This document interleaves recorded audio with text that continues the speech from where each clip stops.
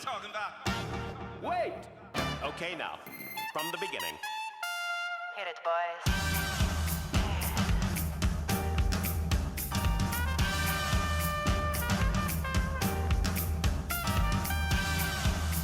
What are you talking about?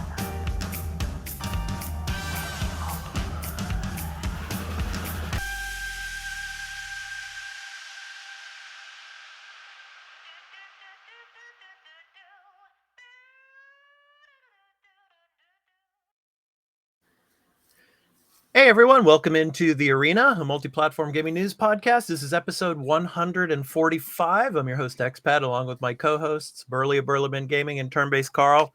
Hey guys, doing? I had a great week of showcases. We had the Direct, we had the PlayStation State of Play.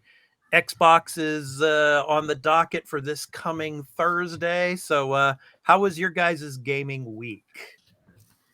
Burley, I'll start with you. Yeah.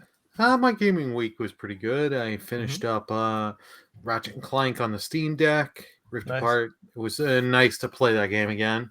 It was a lot of fun. I finished up Sea of Stars on Thursday. Oh, nice. Got the ending. Nice. I honestly, if you guys are looking for a turn-based RPG, highly cannot recommend that game enough. We will be. The plan is I'm going to get some footage and do an extra take on that very soon. Yeah, and I was going to say, and Burley, of course, he also helped kickstart this game. And you should go to a particular graveyard, Burley, where some gravestone has some writing on it. Do you want to elaborate on that a little bit? Yeah, so for Kickstarter backers of a certain tier, you could get a gravestone. And you can, the nice thing is they did it because there's so many graves.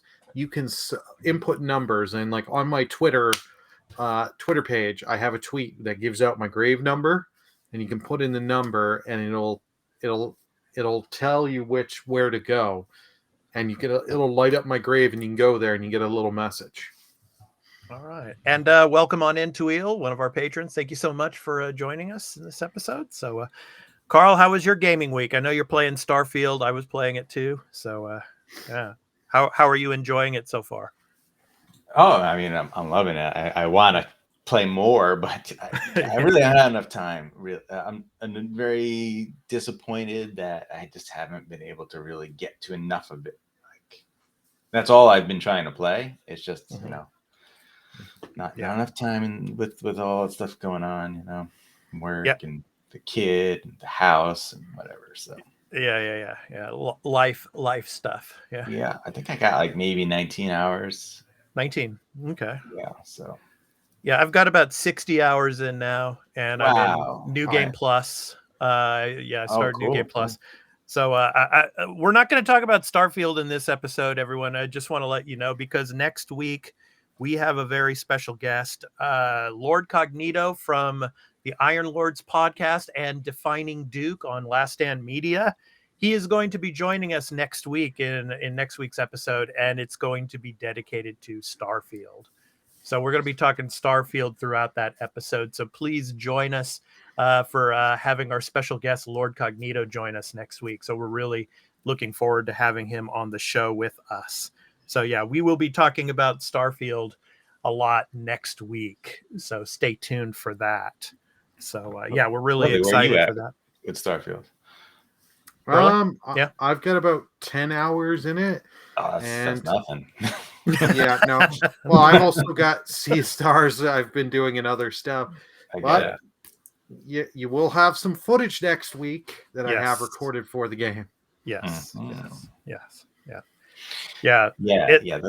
you need to put a good chunk into this game, because I barely scratched the surface.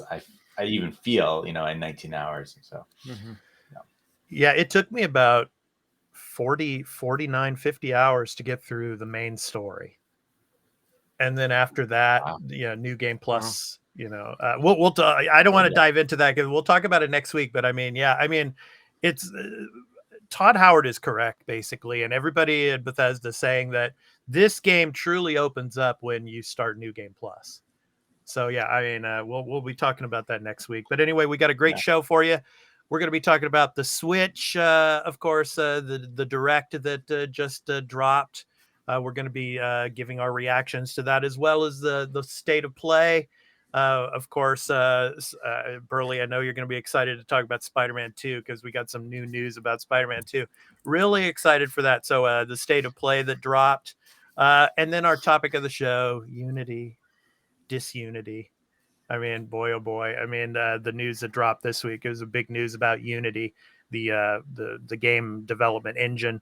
We're going to be talking about that. And of course, our picks of the week that are going to be dropping from the 18th through the 24th of this month. But before we get into all of that, before we get into the news, here is a brief word about where you can find this podcast in video and audio formats. Before the crew discuss what they have been playing, this episode of The Arena, a Multiplatform Gaming News Podcast's ad-free version in audio and video formats, will be going to Patreon after being recorded. So if you would like to support the show and become a patron at the entry tier 1 level at $1 per month and get every episode including exclusive ad-free post-show content in video format when recorded, please visit patreon.com/thearena productions for further details. The audio version of the podcast will be uploaded to all free podcast services, where you can find us on any podcast app for iOS or Android, and in the video version, it will be on our YouTube channel, The Arena Productions. For the audio version, just download your favorite podcast app and search for The Arena, a Multiplatform Gaming News Podcast. Subscribe, follow us, post a review, and leave us questions, comments, and feedback if you like, if that feature is available there, and spread the word about the podcast. We also have a Discord called The Arena Productions, where you can join and chat with the Arena Productions community, and the podcast audio website is at thearenapodcast.podbean.com, where you can follow us and leave questions and comments as well. For all information regarding the podcast and our entertainment and pop culture related content, along with our blog and forums, visit the official website of The Arena Productions at www.thearenaproductions.com. Finally, you can also follow us on Twitter at The Arena, AMPGNP, as well as on Instagram at The Arena Productions. Now, back to the show. Okay, guys, so it's time to get into, the Nintendo Switch and the Nintendo Direct that dropped just the other day.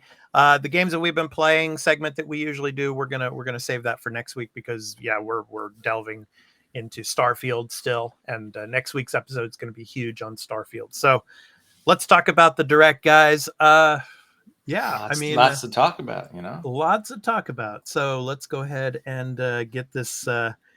Piece. Of course, we got Splatoon 3. We got some more content for Splatoon 3 coming. But guys, what were your impressions of the Direct? I mean, for me personally, lots of Mario. Excited about, especially that Paper Mario that we saw at the end of the Direct. That's from the GameCube era. I mean, I'm really excited for that. The F-Zero 99. I'm really excited for that because F-Zero. I mean, I remember back in the day playing that, and now it's more of in a multiplayer style. So 99 players can race at the same time against each other. So anyway, Burley, I'll throw it to you first. What were your initial thoughts of this Direct? I think this was a really, really good Direct. They had, even though there is quite a bit of Mario in this one, because I've heard people complain and groan on that, they had variety. They had stuff from a lot of different genres and in different companies, first party and third party. And I think they did a good job for the most part of, here you go. Here's a game coming in the next, either it's coming in like a month or two, the next like 4 to 5 months, what you can expect from the Switch. It was just great so that way you've got people that have been Switch users from day one, or if you've been a Switch, been with the Switch just this year, or about to get or thinking of getting one, they're giving you reasons to get one. Yeah. I know it's interesting. The thing about these Directs and just the way they're set up. I mean, I love them and all, but I mean, just having that guy on there snapping his fingers, like 20 times. That, I mean, it's a pet peeve of mine, but I mean, it's like I wish they would just get rid of that. Well, that's been the marketing thing since 20. I know, but I mean, it's just like, man, come on, stop that. I mean, just roll with the games. I mean, it was a great Direct. I mean, yeah, like you said, and it's interesting that they're throwing all these Mario games out there though, because they're setting up the Switch 2 next year, and probably, of course you got Super Mario Brothers Wonder coming, but I mean, there's probably going to be another mainline Mario game when the Switch 2 they're saving drops. That, for sure. Yeah, Odyssey they're 2 or whatever. whatever it's going to be, a new 3D. Yeah. Oh yeah, there's rumors we were going to get because apparently the new console was shown off at Gamescom, and there's been huge things. They're thinking March we're going to get seen the new hardware, which wouldn't surprise me because you go at most of the releases in here were either this year or February. Mm-hmm. Yeah. What did you guys think of that Tomb Raider announcement? The Tomb Raider 1, 2, and 3. I mean, I didn't even look at that one. It didn't look so good. I mean, it's like, of course, these games are very dated, but yeah, they are. I mean, who's gonna buy them? I mean, I don't think that's gonna sell very well. Burley, what do you think? That one surprised me, as well as this showing up here, Prince of Persia. I didn't expect Prince of Persia to be at this state of play because out of all the platforms, what are you going to play this Prince of Persia on? Because this type of game is something that Switch owners would be interested in, right? They have a lot of this type of stuff on there. True, but like these Metroidvanias have not usually run well on the Switch. Like from all the trailers I've been watching for the direct, because I didn't watch it live, I was at work. And I'm watching it on like a bigger screen or like a higher resolution screen. Anything that isn't a Nintendo first party game that's going to be on multi-platforms does not look great. I got to tell you, like resolution wise, not good. I know it'll look better, I guess, on the smaller screen, right? That's the intention. But you can also use a Switch on the big screen. Man, Switch 2 is a long time coming. They really need it. Yeah. And then of course saying he's got Prince of Persia pre-ordered for the Switch. I hope it runs good for you, man.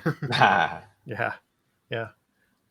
So what did you guys think of especially you, Burley, the Mario Kart 8 Deluxe content that's going to be released? It's the final. I think it's the final bit of content that's being released for it, right? So. Oh yeah. I really like that. 4 more characters. We were thinking only one because they showed. Because if you log into Mario Kart 8 Deluxe, there's only one more slot. Yeah. They had, so they did that, a little trick on us.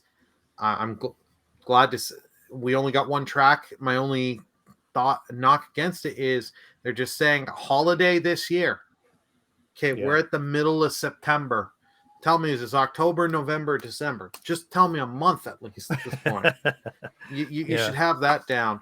But I really liked, we just passed through it, but the Super Mario RPG remake. Because we're all wondering, they showed some new thing. Yeah. You can reef challenge bosses. They're adding in combo attacks. That way, mixing and matching your party is really going to give you more options, because it's like, okay, if I have Bowser and Mallow in, and when I do this, let's try Bowser and Gino, Bowser and Peach, just that's kind of stuff that was cool. And it's been shown in the Japanese version of the Direct that you can switch the soundtrack from the original to the remake, which is something I loved with the Spyro Reignited trilogy. So it's nice to see. It shows that they're really putting a lot of effort into it. Yeah. It's got a great soundtrack. I can even remember the battle theme song in my head. Just thinking about the game. I'm like, oh yeah, that was good. And I love that game. It looks really good. They also added where you get the timed attack and it hits all the enemies. I feel like they added a couple things like that to make the game a little easier, because it's a legit Squaresoft RPG, from back in the day. So it gets pretty tough at times. It's one of those, like, you do got to grind a little bit. You got to level up. You got to make sure you're ready for it. Some of the bosses can be tough. And you really got to time your hits. Yeah, it's a important mechanic, and you'll see if Stars does it, and they make it so that they imply in Sea of Stars it's not that important, but it's pretty important, I'd say. Oh, when you get to the later boss fights and they have multiple things you got to break, and so you can do 2 hits. Yeah, per your need attack. 2 hits. Trust me, unless you're using a lot of the relics that are like, take a lot less damage and all that kind of stuff, you're gonna need your time hits. Yeah. Here you go, Carl. Here's your turn-based RPGs. No, not this one. Not this one. Not this one. This was. This is was this Saga... the Atlas game? No. This is the Saga something beyond. It's one of those the Saga. Yeah, Saga Emerald Beyond. Yeah, Emerald, right? It's in that franchise, the Saga franchise. And to be honest, this one, it looks like a mobile game, and it is because it's also on iOS and Android. So, this one's not one I'm going to care about. But the other one they showed, the Atlas one, that looks good. I knew you were going to like that one. Yeah, this was just such a weird thing. And that this is coming Valentine's Day. And then later on, it got announced it's coming to, I think, PC and PlayStation. I can't remember if this is coming to Xbox or not. But it should, right? if look at that. They were very talked about games back in the day. Okay. So it's what? It's a big difference, but it still looks like it. Well, I'm curious to see what. Yeah, I know, but that's the thing. I mean, it's like, how many people are going to actually buy this? Yeah, I don't know. But what's the price? Did they say? I don't think we have had price. Like if they put this at $19.99, I'll try it out and see what other features and stuff they have. Because they didn't talk much. Like they didn't talk of like, hey, we added these. Because like usually when they do these kind of collections and port them, they add little stuff to, especially since games of that era. Yeah. This one was a shock to me to see War Tales on Switch. Yeah. I played this on PC in early access. I played a lot of it. I love this game. I think it's really cool. Yeah, it's awesome. But Twill says he thinks he said someone under 30. Okay. This is one of those games where I watched the trailer and I'm like, boy, it doesn't look that good. I mean, it's not an amazing visual game anyway, but man, on the Switch. Here's Contra. Yeah, I mean, I'm excited for this one. I'll play this again. This is interesting. So this looks like a reimagining sort of the first game plus extra stuff, right? Because I think they said it in the trailer. They did? Okay. Yeah, I'm pretty sure. Yeah, because like those bosses look like from the first game, but then they add stuff to it. It looks neat. I mean, again, not visually that impressive, but it looks like the Contra game that people would want to play versus the last one that came out, which was, oof. Yeah.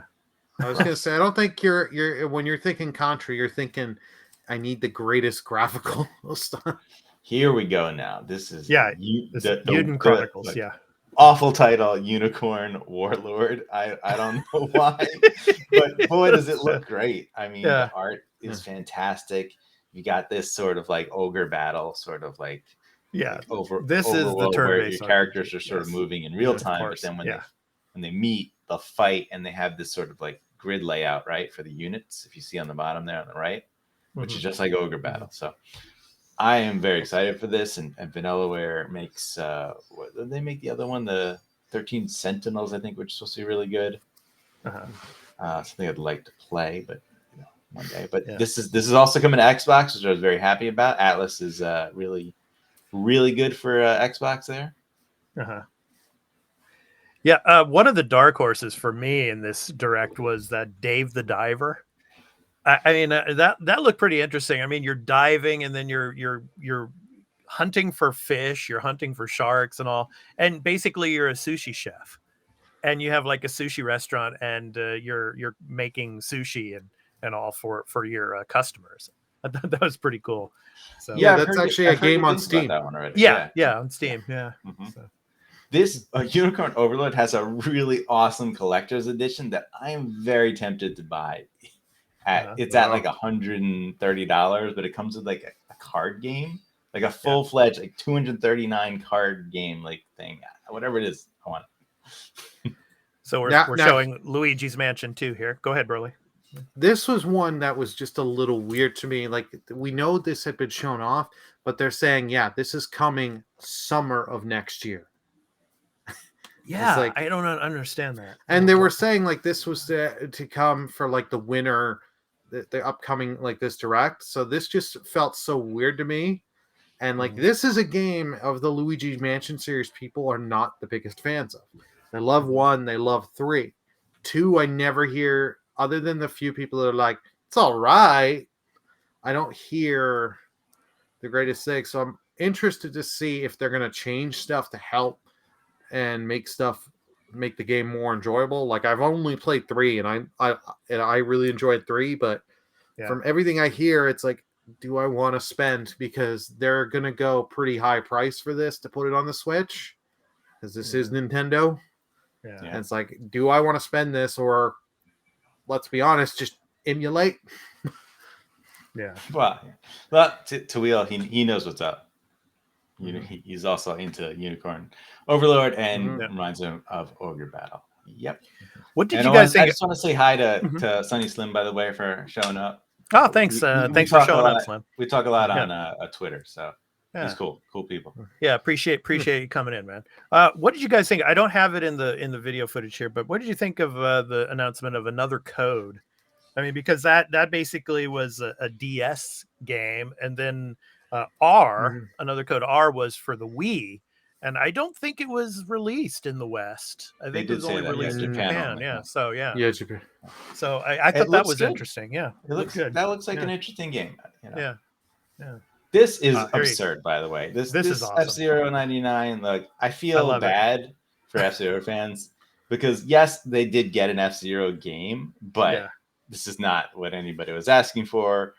And this is one of those, like, it's only on Nintendo Online services, and this thing will be look, this is going to be gone, and you'll never be able to play it again in a year. That's what's going to happen. Yeah, well, I feel for them, because like GX was like on the GameCube, and this is the last thing next game they're getting, and like Pac-Man 99 just died.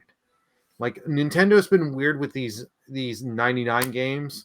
Like the Mario one, I think it was Mario 35, I really enjoyed, but it only got like a year life. Nintendo killed that one really quickly. The only one they're keeping is Tetris 99 up, because that one still is doing, I guess, doing well, and they have things they're selling on Tetris 99 to make some money. So, but like this, it's like I'll try this one day and just download it, but this is not something I can see me spending. Like, I'm not the biggest F-Zero guy, but I'm glad to see for people.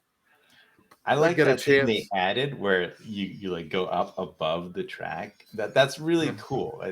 But like, just make a new game. Like, why not? Why make that? Like, make a new game that looks kind of like the Super Nintendo one, like it does, but isn't just an online only thing. Come on. Here's 100 Heroes, Carl. Look, well, you got Mario Kart. Mario Kart 2 just makes more money. You know, maybe Switch 2 launches with an F-Zero, right? That's possible. Yeah, did we not have a date for Aiden Chronicles until this trailer? Because I know they delayed it multiple times, and now into next year. But I mean, this game I'm very excited for as well, and this will be on Game Pass. So yeah, we got Detective Pikachu, right, Burley? We got some of that as well. Yeah. So I mean, stuff that they talked about earlier on in the previous direct. Yeah. Go ahead, Carl. Did you guys know that Mario vs. Donkey Kong game is a GBA game? It's just a remake. Yep. Yeah. They said they had said it early on. They did, because like I saw that, I'm like, what is this? See, I watched most of this live. Yeah. And there you go. Here's the Cart Deluxe, Burley. Yeah. So. Oh, I can't wait for this. I'm a huge. What did they add? I heard Diddy Kong. Anyone else? That I Diddy, Funky Kong, Daisy. Okay. Mm-hmm. How are these people not in the game yet? Like Daisy not in the game, and Diddy. Who was the last one? Peachette, which is Peach with a crown, which I know is just gonna. Oh no, sorry, it's Pauline, not Daisy. Why am I? Lord, Pauline. Okay, sorry, I haven't. Who the hell is Pauline? Peachette. Why? Who is Peachette? She just has a hat. That's it. Yeah, she just has the crown. Heavy is the head that wears the crown. Oh my goodness. Yeah. $50 to wheel? Oh my god, for that Mario vs. Donkey Kong remake. Oh god. Yeah, Come on, that's the Nintendo, one thing that's like, Yeah. Oh, that's too much. That's too much. Yeah, so Welcome to Mario Nintendo. Kart 8 final is the final DLC, right? So when's the new one coming? When are they gonna sell you all the same stuff again? Now this Mario Kart was 9? something Here's the that Paper Mario. Yep. surprised me.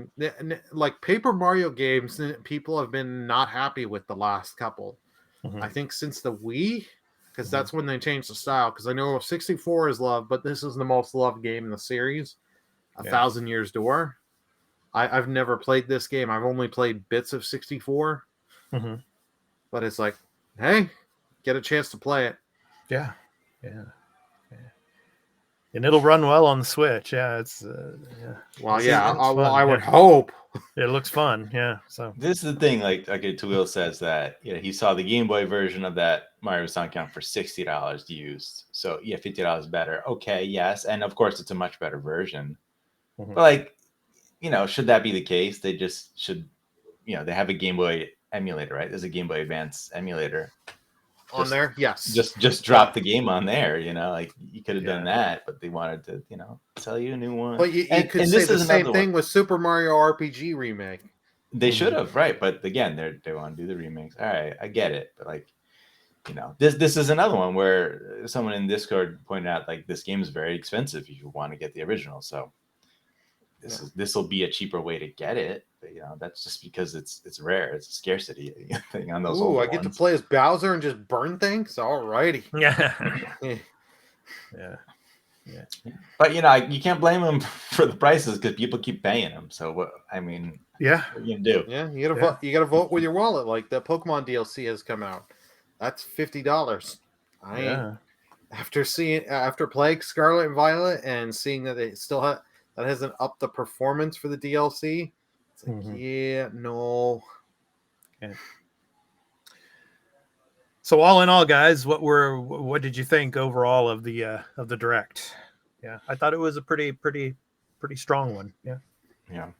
I don't, at this point, and I don't watch it live, but like I kind of don't even want to grade these things in like the stated play because they're always pretty much exactly what I expect, right? Like Nintendo, they got a bunch of first party stuff that's coming. It's always like a certain range coming soon, right? And then there'll be like a couple of things that are a little bit farther down, but they're not doing that big flashy show in most of these, right?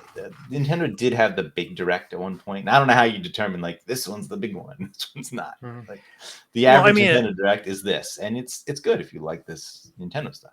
If you're talking about just presentation quality, I mean, I'm going to go back to my pet peeve from earlier, what I said. I mean, the guy sitting there snapping his finger like 10 times. I mean, they could cut that out and they could put some more games in there. I mean, but with the games that they showed, I mean, the quality of the games that they had, I mean, you're getting games from, previous generations that are being, ported into the Switch now and some newer games. And I thought it was all in all a pretty solid Direct. So,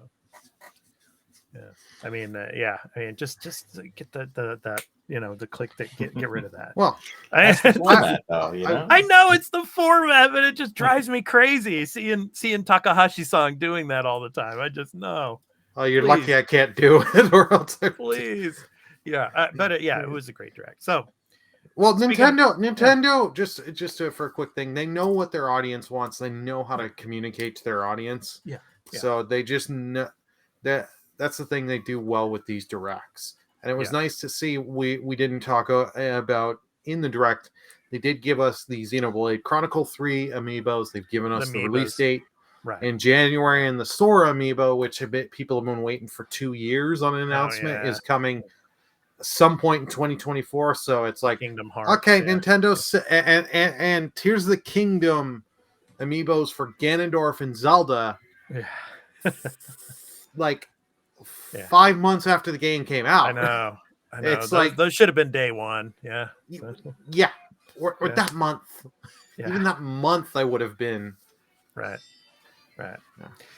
Well, let's get to another presentation. And some of the games that were shown were a little more adult-like in nature, obviously. And of course, the PlayStation State of Play. So from the other day. So let's go ahead and look at that one. And this was pretty interesting. So you get this guy here, the Baby Steps game that's coming. I mean, I was like, at first I'm like, what the hell is this game? What are they trying to do here? So it's coming next year, I guess. But I guess you're going to be able to play some type of a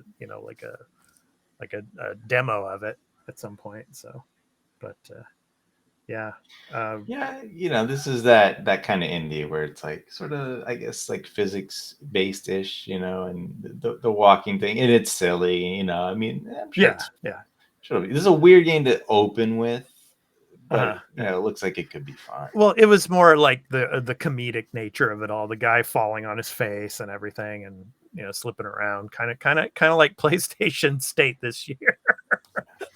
You think about it. I really like this grappling hook bit, though. I thought that was pretty cool. The grappling bit was cool, but I mean, it's like stumbling and making some blunders here and there this year.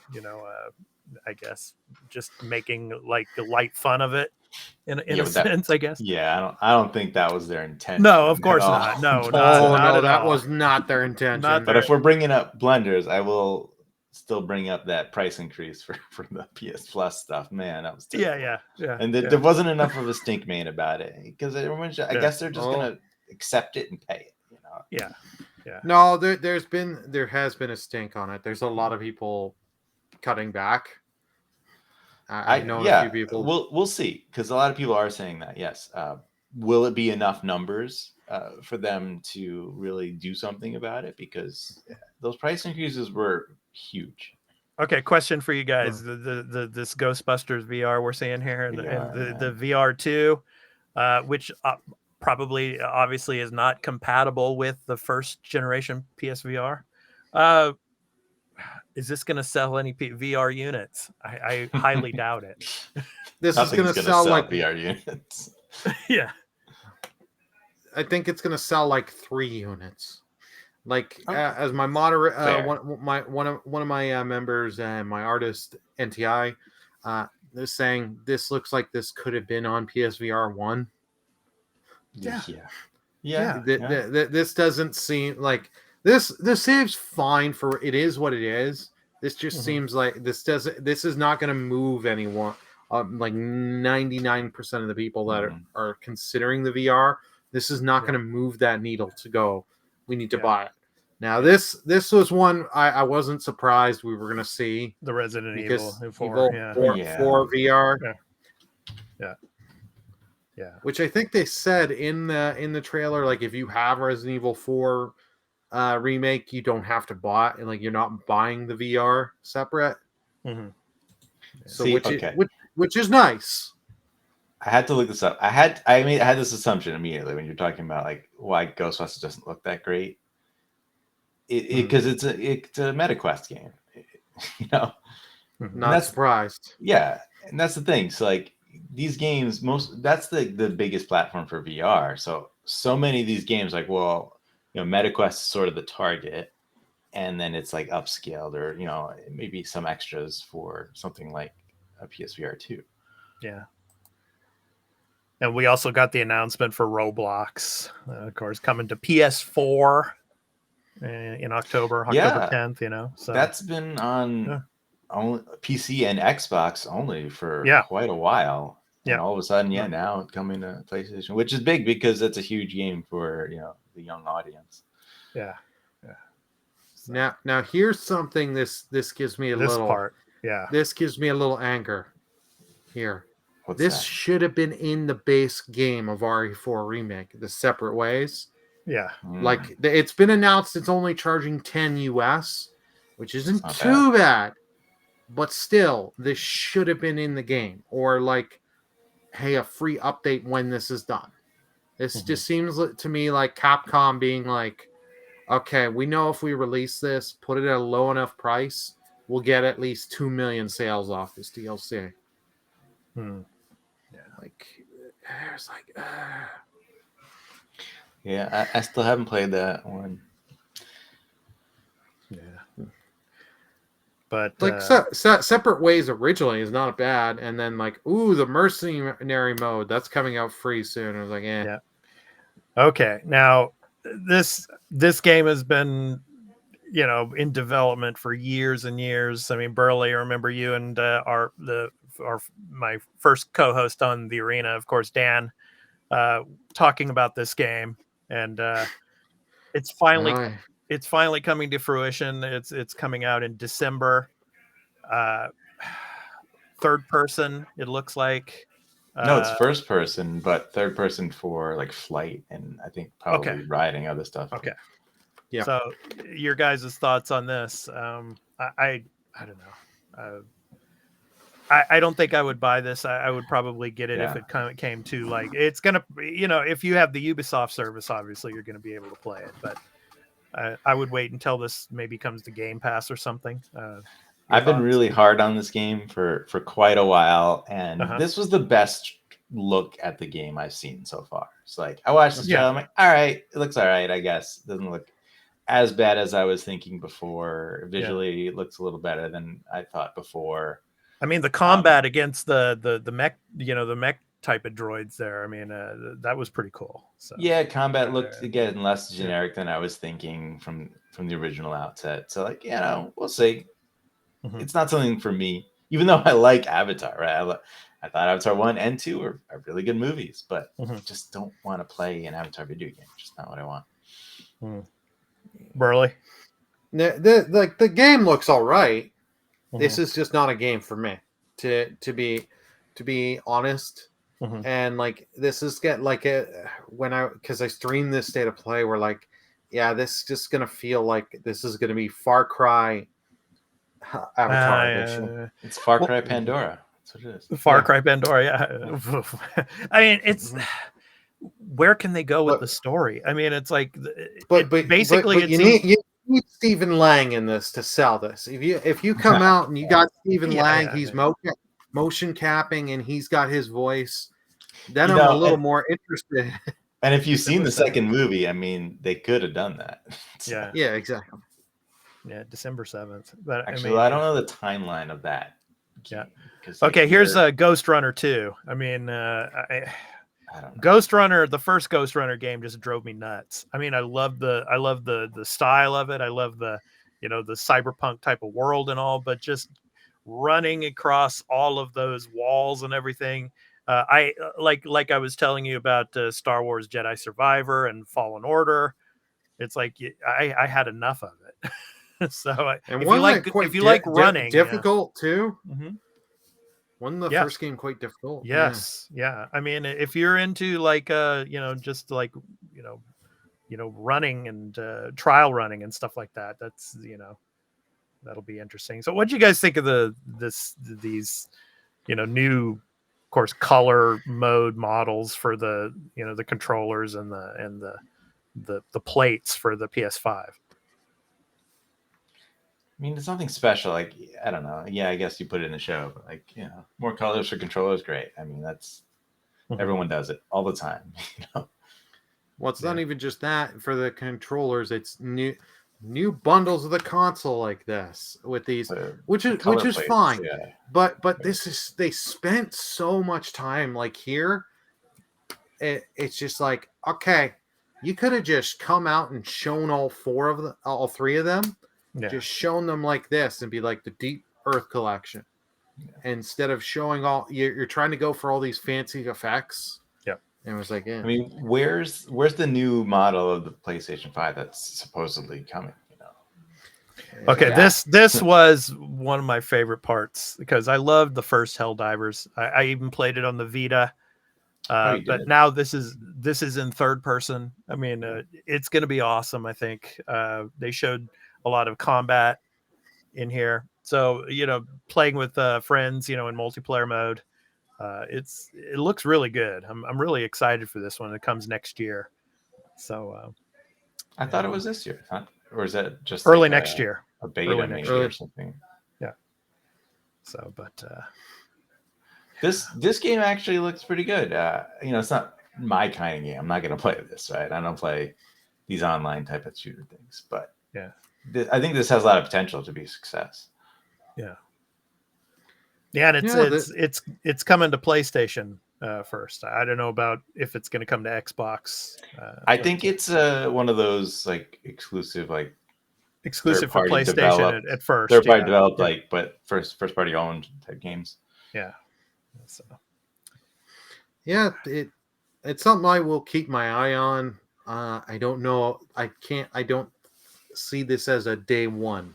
I'm playing this day one. I'm sorry. This is like because I love like the Division and like those type of games and all, and I'm excited for this one. That's neat right there. I don't think I've ever seen that in a game where the guy is like reloading the missile launcher for the other character. Yeah. It's an interesting mechanic. Yeah, there will be. There it is again. Yeah, there will be friendly fire kills in this game for sure. So yeah, and they show a lot of that in some of the trailers too. So there's a lot of friendly fire, but looks good. Looks good. Yeah. I'm just wondering how many worlds you can actually go to in this game. So, I mean, I don't know what the format of the game is. Like, are you dropping into like a zone on? Well, it showed like a lot of areas on the one map you saw. So it may just be one, because I don't know this world because I never played the first one. Mm-hmm. So it could be just one world, but you have so many different environments you're going to. Well, there's multiple worlds, but I mean, it's basically you're in factions and you're trying to, secure perimeters and things like that. Like when it comes to aliens or other types of enemies. So, yeah, this is the kind of thing that PlayStation isn't doing a lot of, and they probably should do a little more of. Is the like AA releases, and everything doesn't have to be this huge $100 to $200 million, first party, like amazing AAA game. That's what they did a lot of in the PS4 era, and that's why they were so successful. So, and like with when it came to like Resogun and all those other games, right, Resogun, the stuff like that. Okay, here we go. Now, yes, all the different suits, Burley. You're gonna be able to choose from. I mean, from the comic books and from the movies and everything. I mean, yeah, this looks good, man. I'm really excited for Spider-Man 2. Thoughts? This just had me. I was like, I already have the collector's edition of this game pre-ordered. This is just like showing me. Like, I've been an Insomniac fan for years, a Spider-Man fan for years. You get Brooklyn, you get Queens. Yeah. This is just being like, yes, this is something we needed to, we really wanted, because at this point it was like 20 something minutes in the state of play till you got to this. And now you get the Spider-Man wings too. You just saw that. Yeah. So to traverse and spoiler to get studios to get through the city much quicker than before. So yeah, and the thing I really liked to see in this was the additional map, the Brooklyn and Queens, because if you know anything about the city, right, New York City, Brooklyn and Queens are quite different than Manhattan. So that's great because it will break up a bit of monotony there is in the map of it just being like tons of like really tall buildings, right? Like that's not what you're gonna get when you're in those areas. So yeah, I mean, no, it looks great for sure. I mean, and the mechanic of you switching between Miles and Peter, and they said, doing different story beats and stuff. So that is really giving me something with like the replay, like just all the stuff you can do and get, and like they're showing they show a few villains in this. You get Kraven, you get Venom, you get Lizard. But from like the first game had a lot more than I expected. So I can't wait to see, like, there's little references on the map to other villains. And it's like, I can't wait to see who we're going to get, who's going to show up. And like if you played at the end of Miles, they teased certain character from the first game coming back. Mm-hmm. So I'm interested to see if we're gonna get that. Yeah. So. Yeah, it comes out in October. So was it the 20th, right? October 20th. 20th. Yep. Yeah. Same day as Mario Wonder. I got both pre-ordered, but Spider-Man takes the priority. Yes, of course. Spider-Man 2 is going to probably take precedent. Yeah. I'm just interested to know if will you get those Spider-Man legs, like the spider legs on the back in the beginning, or if you have to work like the Iron Spider like legs. Iron, that's interesting because this is the first time we saw that. It was in this trailer. I don't remember. No, we saw it in one of the initial reveal because they were taking down some of Kraven's goons. Okay, but they've shown it more. The legs came out. They're more prominent in this and showing you them in the combat. Yeah. I'm curious about it because so like you get the Venom stuff, right? But like, how long are you gonna have the Venom thing? Because Venom's the bad guy, so you got to give up the symbiote at some point, right? Right. Well, I have a feeling. My prediction, because the first game was 3 acts for the story. End of first act is Kirk Connors and Kraven. End of act 2, you give up the symbiote. Act 3, Venom. Yeah, and the Iron Spider legs is probably a power you'll get. Would you lose the Venom stuff, right? Because it gives you something else. You're not just like, oh, I don't have that anymore. I got nothing, Yeah. Now this surprised me because Tales of Arise came out. What was this? Oh yeah. Tales of Arise. They're just adding an expansion to this instead of, because a lot of the I shouldn't say a lot. Quite a few of the Tales games have the sequels, and like in the case of Symphonia, it had Dawn in the title. Tales of Symphonia, I think it was Radiant Dawn. Yeah. So they're just putting it as an expansion and be like, here you go. You can pay if you want more in this. This is a game I didn't finish. I need to go back to. But it's like, it's kind of nice to see that they're not just giving up on this, or they're going to be like, here you go. Here's the sequel we're making. Give us full price again. No, it's give us $20, $30. You're back in. Yeah. Okay. See, here's Honkai Star Rail. Yeah. And it's I like this game. It is a mobile, gotcha type game. But originally mobile, yeah. But it's turn-based. Well, they also put it on PC, so it's not just. This is one of those games where like it's a mobile game, but it doesn't feel like a mobile game. Like it's got a very high production value to it. Yeah. Well, Carl, you're going to see a lot of games like that on mobile now and into the future, especially out here in Japan. I mean, the production quality are pretty high for them now. Yeah, so. I feel like now you have a sort of AAA like mobile game, and this is one of them.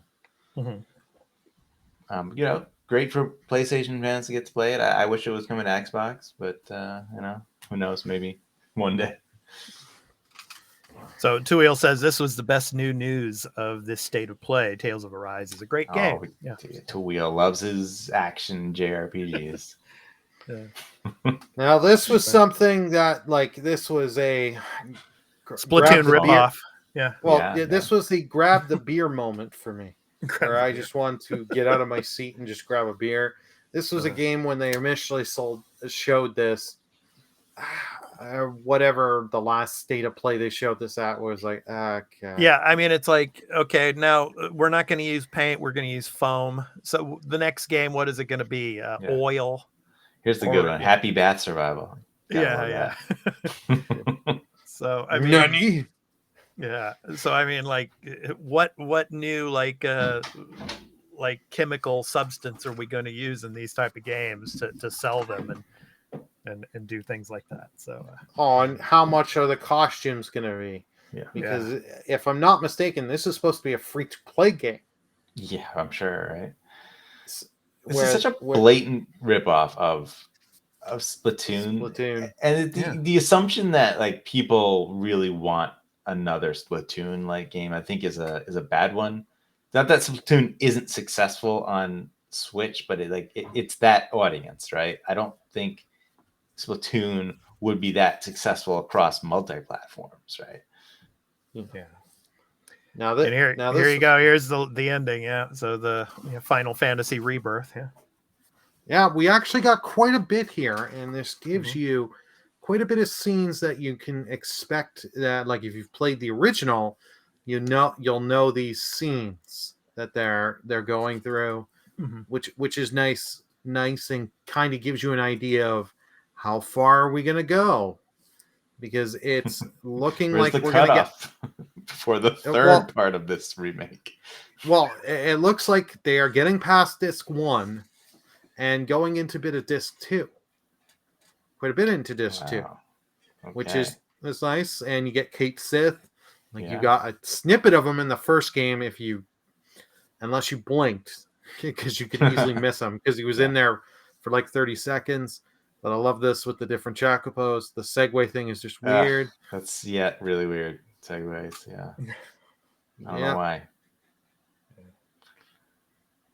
Yeah, I mean, I wish I liked playing the first one.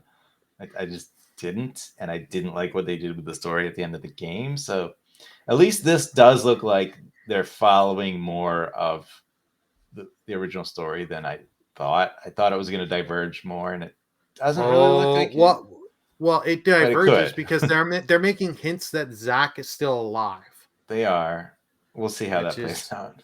Yeah, well, this is if you've played the original, they're making references to the flashback scene. Yeah. So just it's more a weird summons. choice. I don't understand the choice of like having Zack be alive. I don't know. Like Zack and Cloud are like the same character very much. I mean, there's a reason for that in the story. Why they're similar. Of course, they had to bring that guy back for Gold Saucer.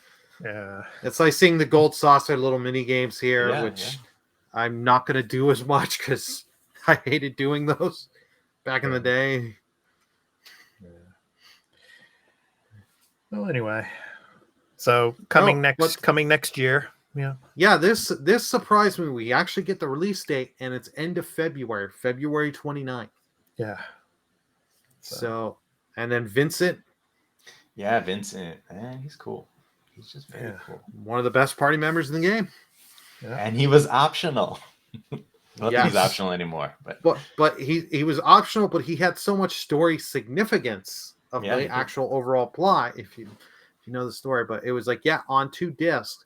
One of the cool things they did do with this, they show after, is they announced if you buy the one, like some of the editions of this, you get the first game.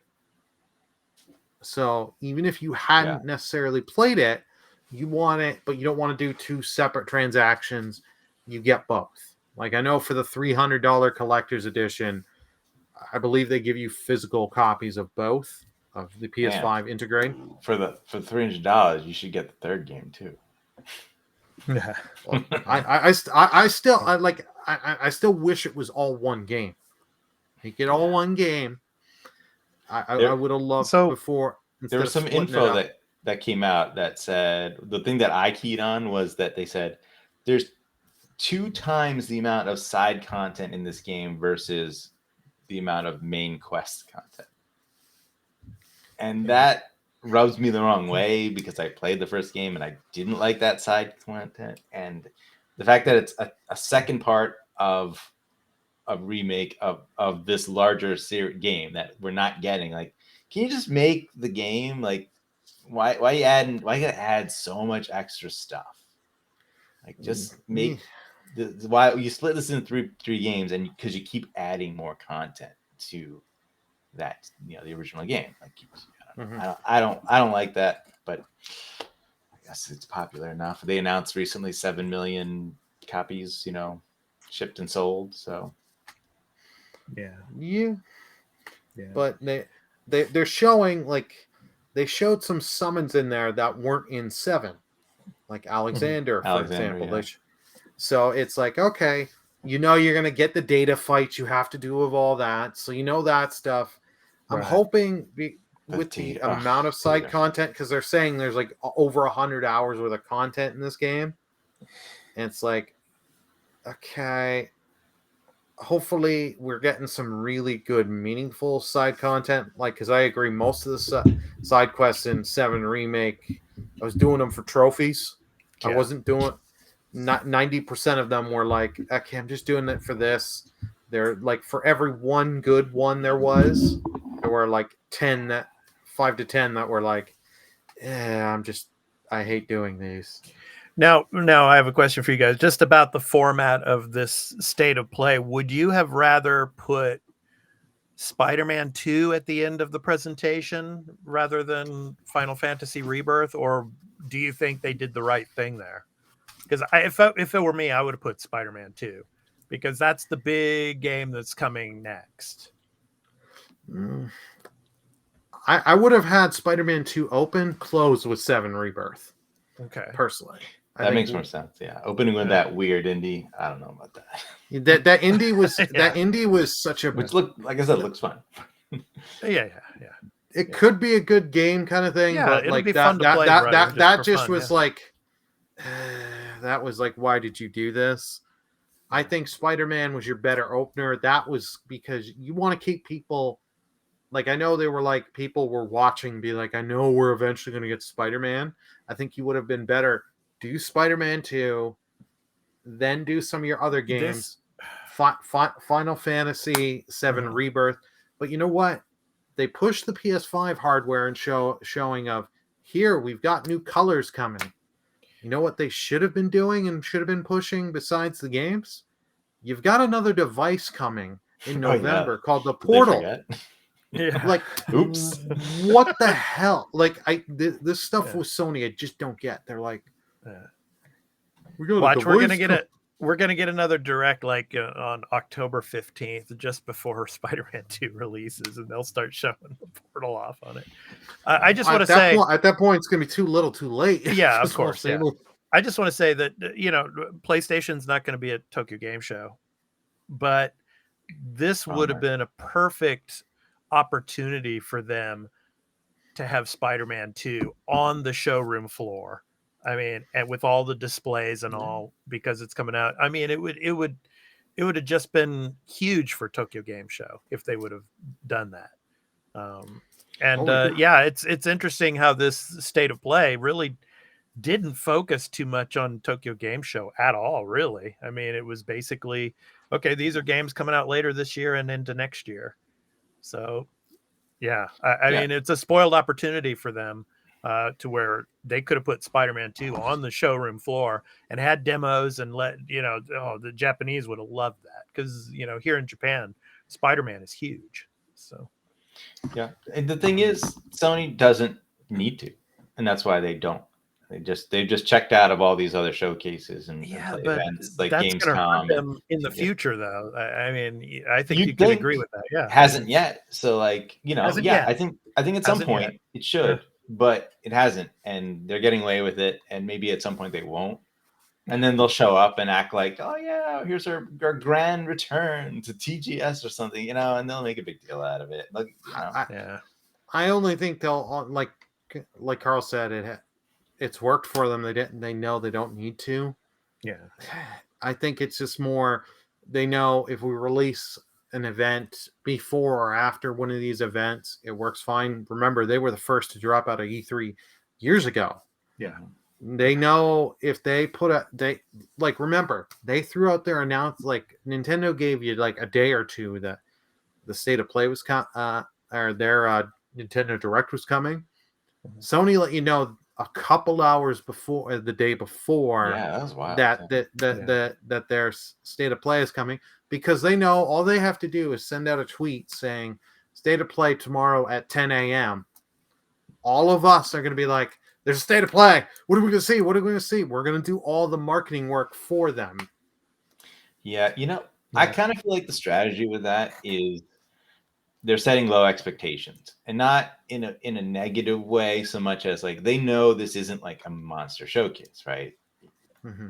They said it themselves. It's mostly indies, VR, stuff coming from third parties soon, and their big game for the holiday. Right, and the thing that they showed a couple times already. So like, it's not you're not getting any big announcements. And there weren't. Yeah. There was pretty much nothing that was a big announcement. The Nintendo Direct had bigger announcements, right? Yeah. In Nintendo world, I'd say, right? Yeah. So State of Play is what it is. They've got it into this point where like you know what to expect. Unless it's a showcase, they're probably not going to have anything like that's going to like really blow you away. But you're just going to see a bunch of things that it's coming soon. And if you're a PlayStation, in the ecosystem, you're probably going to be excited about a bunch of things. Yeah. But I find that boring because it is a blatant ripoff of the Nintendo Direct format. But it works. So, can't blame them. Yeah. All right. Well, let's jump into the story on Unity because, that's been the big story this whole week. And obviously, there was a story about, unfortunately, death threats where some of the Unity offices had to be closed. I mean, it's gotten pretty out of hand. Yeah, I'll go ahead and throw the link to the story here in the topic of the show. So we're talking about the Unity situation. So it deals with this new runtime fee that the executives at Unity decided to throw out there. So basically tied to players' installations of a game. So this action previously didn't cost developers anything to do. And so it's basically a money grubbing grab from Unity here.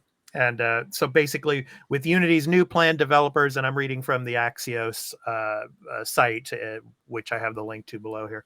So the Unity's new plan, developers who use Unity's free tier of development services would owe Unity 20 cents per installation once their game hit thresholds of 200,000 downloads and earn $200,000 in revenue.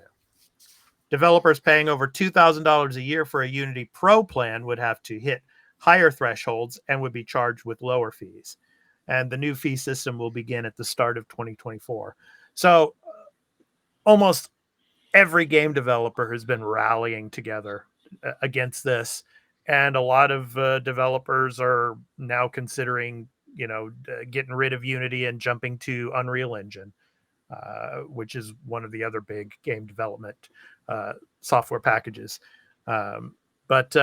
Yeah, I mean, just another example of greed within the industry and trying to make another buck off of developers. I mean, what are your guys' thoughts on this? And where is it going to go? Is this going to kill Unity? Or, of course, Unity might have to make changes now, but is this like going to be a boom for Unreal Engine and some other engines out there? I mean, your thoughts. Carl, I'll start with you on this one. What do you think? Yeah, it's hard to say because I don't know how much more Unreal Engine costs, right? And how much more developers have to pay in other types of, I don't know if there's royalty fees, things like that, or whatever they're talking about. But yeah, this is brutal and rough. Like the whole thing about like, if you're paying over $2,000 a year for the Pro plan, like you get higher thresholds and charge lower fees. And like, so like you're saying that there's this whole elitist system now. Like if you're wealthy, if you're top tier, you get better crap out of them. Like that's not how it's supposed to be. It's not what, the little guys are getting screwed because their game doesn't sell as much. So like they have to lose more money when they should be probably the ones getting a bigger cut because they need it. I mean, and like even what's it called? Genshin Impact is a Unity game. I mean, what are they going to pay 20 cents per install on millions of installs? That's absurd. Yeah. Earlier How thoughts? do you track this? How do you monitor this? Because they're trying to say like, it's it's not going to be like reinstalls and like I don't know, whatever. It's got to be like first time new installs or whatever they're trying to say. I'm not sure you're going to be able to accurately really track that. What if I install it on another computer or something, or another phone that's a new device? Like, is that going to be a charge for them? Yes, it's ridiculous. No, this is just stupid. This is helping other engines. I'm sure. Unreal has gotten a little bit more boost in some of the other engines because it's like without having to do anything, it's just like, hey, sweet. Yeah, no, I think the higher thing with the like lower on the fees is just to attract bigger studios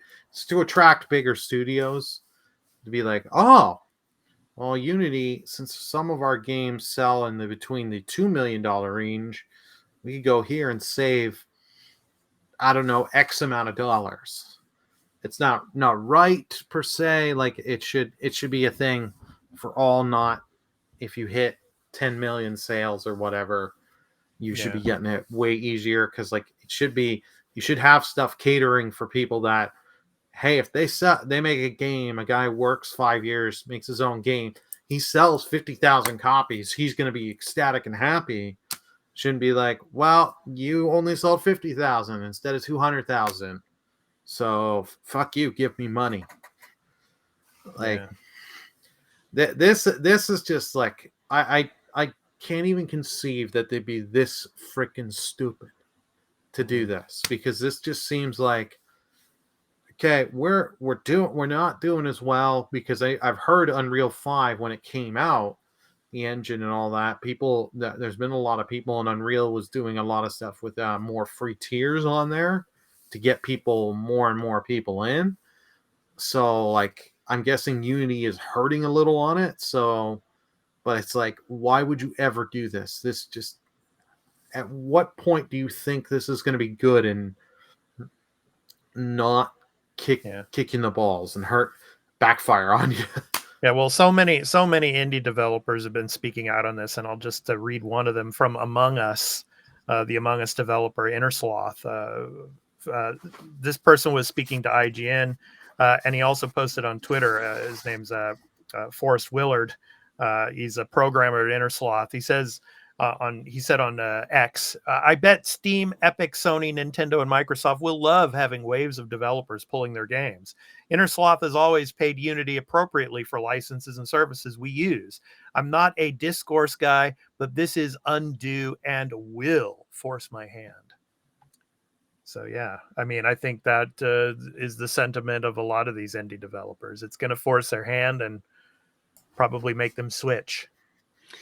It does feel like a play from Unity to be like, oh, you know, if you have like an Among Us like big breakout hit, like we want a big cut of that.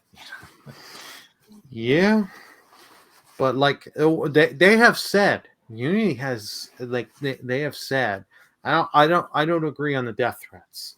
I just don't want to make that clear. Do not do that. What you do is you boycott Unity. Don't use it. Go to other engines and all that. That's how you hurt them. If you want to hurt them and not support them, that's what you do. For the they were saying, Unity was saying like, oh, for games that are coming on like Game Pass, because I think Party Animals, one of the ones that's coming later to Game Pass, is on Unity. They're like, Microsoft will be the ones to pay us. It's like, you think Microsoft is just going to go to you and be like, okay, you changed your thing. You want us to give you $2 million. Oh, yeah, we're just going to hand you that money. Here, no problem. Microsoft is going to be like, oh, you're going to try that? Here you go. Here's our countersuit. Here's our lawyers. We're going to cost you more than it's cost than you could ever get from us. Bury you in legal paperwork. And like Unity on Unity. Pardon? So, yeah. Yeah, there's a ton of games on Unity. I mean, it's so many games. And it's from what I heard from one of our from one of our guests way back, he was saying that Unity is big on the Mac too, and most developers are probably using Macs to work on these games. So Darkest Dungeon 2 is also Unity, and the developers had a statement on Twitter. Not happy, of course. I think what was it? One of the crab fighting games. They said if this goes through, our game will be delisted, and you can thank Unity. They said, and it's like, that's all this is gonna do. I don't know. Did like Unity take new management, or were they just being like, our profits are going down. We need something to shake it up. Or we haven't screwed ourselves enough. We could screw this up faster. Let's do this. Yeah. Obviously, it's something that wasn't thought through very well.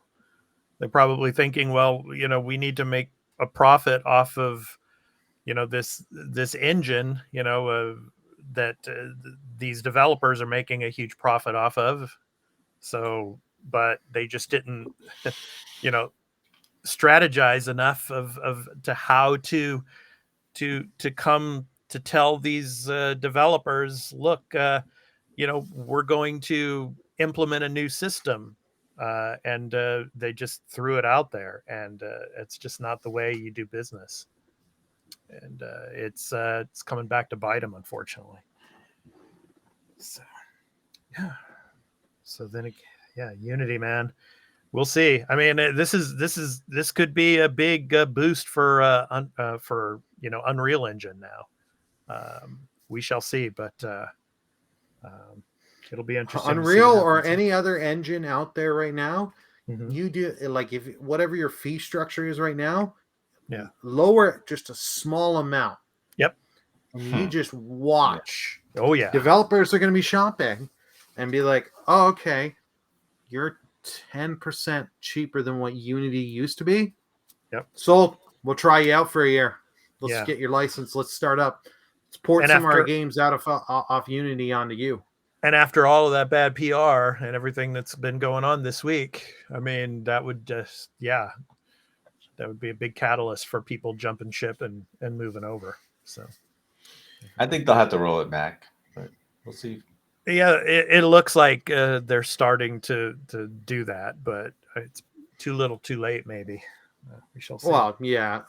Anyone that's still on Unity, I think they're at this point, they're like, yeah, we're still on Unity, but behind closed doors, they're like, okay, where are we going to go? What's the closest thing to like Unity or better that we can work with? Yeah. They have, these devs have to make strong statements, but the reality is switching to a different platform is a huge time sink. Some of these devs, some devs might actually do it. Most of them probably won't. Now for the next game, you got to believe they're not going to choose Unity. Yeah.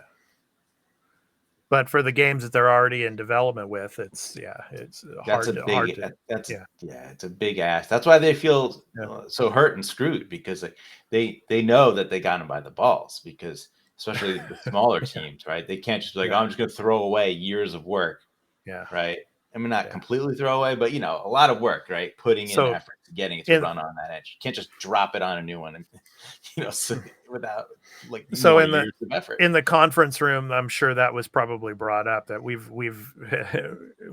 as you said, Carl, we've got them by the balls, and there's they probably didn't use that term, but I mean, we know Party Animals is coming out soon. Let's put this out 10 days before the release. Then we can just milk in that cash, baby. And have that Scrooge McDuck moment where we can just dive into a money pit. Yeah. Like every Game Pass download. We got 20 cents. Got him. Yeah. All right. Microsoft will just pay. They don't like money. Yeah. Okay. So that was the topic of the show. And that was the biggest bit of news in the gaming industry this past week. So I thought we would throw that in there this week. So it's time to talk about our picks of the week. So you can go to releases.com, of course, releases.com for the week of September 18th through the 24th. So, and on releases.com, you can see the games for this month and beyond. So please go ahead and check that out. So I'm up first, guys. So I will show my pick of the week. So my pick of the week is Lies of P. So, yeah. Inspired by the familiar story of Pinocchio. Lies of P is an action, Souls-like game set in a dark, Belle Epoque world. Guide Pinocchio on his unrelenting journey to become human. It's out on Tuesday, September 19th. So next week on PC, PS4, PS5, Xbox One, and Xbox Series X. And S, Burley. Mm-hmm. So I go for all three endings.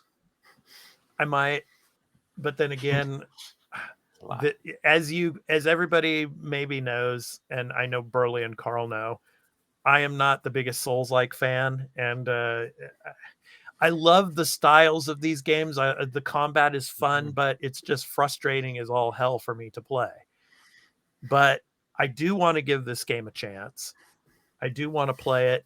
I mean, it gives me very, very Bloodborne-esque vibes when it comes to the art style. And just, the mechanics and the weapons that you can use in this game, it really intrigue me. So I'm really interested to play this. And it's on Game Pass, so you don't have to fork out, $50, $60, $70 to play this. So I'm really excited to see what this offers. It is not from software, but it is, very, kind of like an ode to From Software in a sense. So I'm really excited for it. Lies of P is my game of the week. Yeah, I played the demo. I liked it. I'm not into these types of games, but I thought it was good and has a cool vibe to it. The setting, the character, it gets all a good choice. And they're definitely smartly capitalizing on the fact that Bloodborne does not have a sequel and it's not on PC. The Elden Ring is not Bloodborne, right? It's not. That one was like a kind of a different style of Souls. Yeah. Yeah.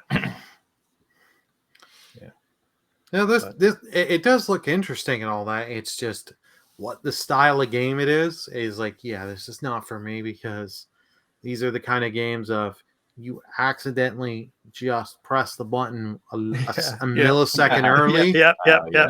You're screwed, and it's like I don't have that kind of time to be I spent 40 minutes getting the boss's pattern down. Right. Okay, that's one of 52 bosses I got to do to beat the game, and 3 different play. No.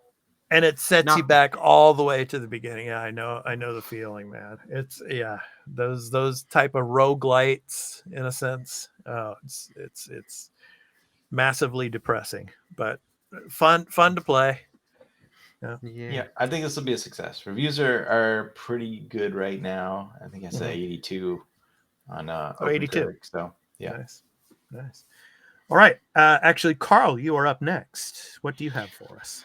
Yeah, I chose Party Animals. This is coming to PC, Xbox One, Xbox Series on September 20th. Fight your friends as puppies, kittens, and other fuzzy creatures in Party Animals. Pod out with your friends, both online and offline. Interact with the world under a realistic physics engine. Also coming to Game Pass. This looks like one of the fun little party games.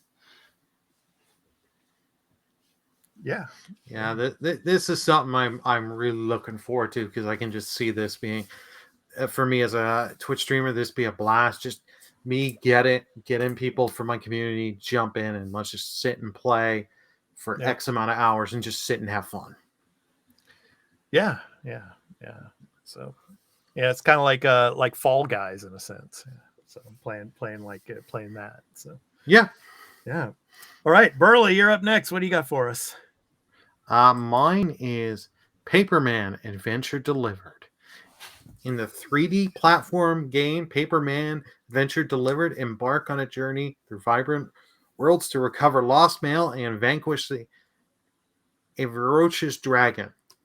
Take on the roles of 4 distinct mail carriers, each boasting unique abilities, and switch characters to leverage their specific kills or skills. Ugh. So this is coming on Thursday, September 21st to PS4, PS5, PC, Switch, Xbox One, and Xbox Series.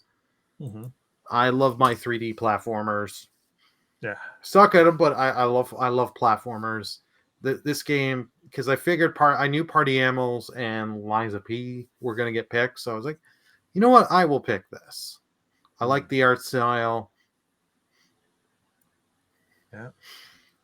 I just think this game, I'm interested to see how it's going to come out and do. It's going to deliver, Burley. It's going to deliver. Yes. There you go. So yeah, out on September 21st. Yes. So yeah, it looks fun. Yeah, and I'm into the platformers too, Burley. So yeah, should be really fun. So fun Mailman, paper postman versus dragon. On taking bets. Yeah. So you can go to releases.com to check out all of the new game releases for the week of the 18th through the 24th and beyond. So yeah, so those were our picks of the week. So next up, we've got some news about Game Pass Core. Game Pass Core, Carl, the core. Join the core. Yes. Yeah. So we got some news about Game Pass Core, and basically the games are going to be coming with it, the initial game. So what do we got? All right, the full list of Game Pass core games. Here we go. We have Among Us, Astroneer, Celeste, Dead Cells, Descenders, Dishonored 2, Doom Eternal Standard Edition, Fable Anniversary, Fallout 4, Fallout 76, Firewatch, Forza Horizon 4 Standard Edition, Gang Beasts, Gears 5 Game of the Year Edition, Golf with Your Friends, Grounded, Halo 5 Guardians, Halo Wars 2, Hellblade Senua's Sacrifice, Human Fall Flat, Inside, Limbo, Ori and the Will of the Wisps, Overcooked 2, Payday 2, Power Wash Simulator, Psychonauts 2, Slay the Spire, Spiritfarer, Stardew Valley, State of Decay 2 Judgment Edition, Superliminal, Elder Scrolls Online, Teenage Mutant Ninja Turtles, Shredder's Revenge, Unpacking, and Vampire Survivors. Wow. It's a good I list. must say, that is a pretty banger list of games. Yes. A lot of games that you can put a lot of time in. Oh, yeah. Yeah. And then some, ones that are sort of your more single player, straightforward, beginning to end sort of experience, like a Psychonauts 2, for example. But that's a, game of the year contender, like great game, Yeah. And you got Limbo and Inside also, shorter experiences, but incredible games. Yeah. And if you want a great game to just get in for quick little bits, Vampire Survivors, cannot recommend it enough. You can sit there, like if you want it, you can get quite a bit done in like 10 to 15 minutes and have some fun, unlock stuff, and just keep going. Yeah. I would recommend Gears 5 Game of the Year Edition. I love Gears. Gears 5 was awesome. And so, if you're into the Gears series and you haven't played 5 yet, go for it. And I'm hoping that next year, the year after, we'll get our Gears 6 announcement. So, you get this for $60 a year, and that's giving you your online multiplayer functionality. Yeah. So if you're one of the players who needs that for other games you might play, I mean, this is a great list of games that you should definitely check out in between, your matches of FIFA and Call of Duty. Yeah. Yeah. So that's Game Pass Core. So next up, of course, the games that are coming for the end of this month. So wave 2 of Game Pass and into October. What do we have, Carl? Yeah, well, actually, I think there might still be a drop next Tuesday. So there might be some stuff we don't know about yet. So what we have that hasn't come yet is Lies of P on September 19th. Yeah. But then we also have this list of other games that have been announced that we know are coming to Game Pass for October. Yeah. So I'll just run through that. We have the Lamplighters League on October 3rd, which is a game I'm looking forward to. Turn-based tactics style RPG. Then you got Warhammer 40k Darktide finally getting its Xbox release on October 3rd, delayed from I don't know what it was it November of last year? It was a while. I think so. Yeah. Forza Motorsport on October 10th. City Skyline 2, again, huge, October 24th. This Minico's Night Market, I don't remember even what that one was. October 26th. Headbangers Rhythm Royale, I actually never heard of that one. October 31st. And then Jusant on October 31st. All right. So those are the Game Pass games for the rest of September that we know of. Like Carl said, there'll probably be another drop maybe next week. But that and into October. So I don't have the time, man. I like Lamplighters League. Like I really want to play, but like I'm not far enough into Starfield. I That's still right. want to. Yeah. I still want to play Sea of Stars. Starfield is play Sea Baldur's of Gate Stars. 3. Yeah. Starfield is the game right now, for me at least. Yeah. So and then I got Persona 5 Tactica coming in November, and boy. Yeah, that's Atlas. That doesn't matter. Ooh. I know someone will take me seriously on that, but I'm not. Yeah. I'm screwed. Yeah. And with that, Unicorn Warlord was like what next year? When is that? Like March, man. That's going to be bumping up on Persona 3 Reload in February. Like, am I going to finish that by then? Probably not. Yeah. You also got Tomb Raider. You got in February. What? No one cares about. Come on, you're not going to spend Valentine's Day with your wife sitting there really visiting some classic Tomb Raider. All right. It's time for our programming notes. So obviously we also do entertainment and pop culture related content here on the Arena Productions, and this week was a big Star Wars Ahsoka episode. Of course, the return of Anakin was in it. Shadow Warrior, my recap and review, is up on the channel now. Please go and check that out. It was an awesome episode, and it was actually shown in some select theaters before released on Disney Plus. So please go and check out my recap and review of that episode. It was an awesome episode. And then Star Trek Lower Decks, Season 4, Episode 3, In the Cradle of Vexilon, my recap and review of that episode. And boy, oh boy, I really love T'Lyn, the new character that they've brought into this show for season. She was in the very end of Season 3, and they brought her in for Season 4, and she's awesome. So please go and check out my recap and review of that. It was really fun. And Tokyo Game Show is coming up next week, and we're going to be doing a live reactions to the Xbox event that's going to be on Thursday the 21st. So if any of you are up at 5 a.m. Out there in the West, love this logo, man. It's so good. Yeah. 5 a.m. out there in the West for you guys, 6 p.m. for me out here in Japan. But we're going to do live reactions to the Xbox Tokyo Game Show announcements and their showcase. So looking forward to doing that. And one more, Square Enix better show up. Okay. Yeah. And one more time, and I announced this at the beginning of the show, but next week, episode 146 of the Arena, a Multiplatform Gaming News Podcast, we have a special guest. Lord Cognito of the Defining Duke and Iron Lords podcast will be with us, and we will be discussing Starfield. So that is going to be a really cool episode. Really excited to have Cognito with us to talk about Starfield next week. So please, tune in for that one. So some really good stuff coming down the pipeline. So we've got the Tokyo Game Show next week. Mako Harimese and Chiba is going to be going crazy. Phil Spencer and Sarah Bond are going to be out there too. IGN Japan is going to be doing an event on the 23rd. So a lot of stuff going on, and then of course getting into October, as Burley calls it, Broketober. Got a ton of games coming out. Obviously, Spider-Man 2 is one of the biggest ones coming out. So really excited for the rest of this month and into October. So we'll be bringing you all the news from all that. So really excited to do that.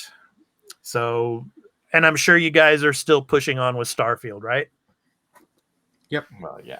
Yeah. So doesn't even need to be said. Yep, that's right. Yep. So I'm in New Game Plus now, and Burley and Carl, they're getting finished with the game. So looking forward to talking about it, especially next week with Cognito. So I'm excited to find out what that is, but I'm not rushing there. So yeah. I'm not sure that I should, so we'll see. Yeah. All right. So this week, our indie recording artist spotlight. So at the end of every episode, we have an indie recording artist and an outro with music. And this week's spotlight is on Rock and Stock. Rock and Stock is a producer who got into music at the age of 12 when he first picked up the guitar. Having been making rock music for over 15 years, he keeps ahead of the genre's trends and always looks for something new to learn. From his album titled I Feel Good, and the song is called You Can't Stop Me. So this has been The Arena, a multi-platform gaming news podcast, episode 145. I've been your host, Expat, along with my co-hosts, Burley Burlyman Gaming and Turn-Based Carl. We hope to catch you next week for episode 146, where we have Lord Cognito with us to talk about Starfield. So take care, everyone, and enjoy the outro. Peace out.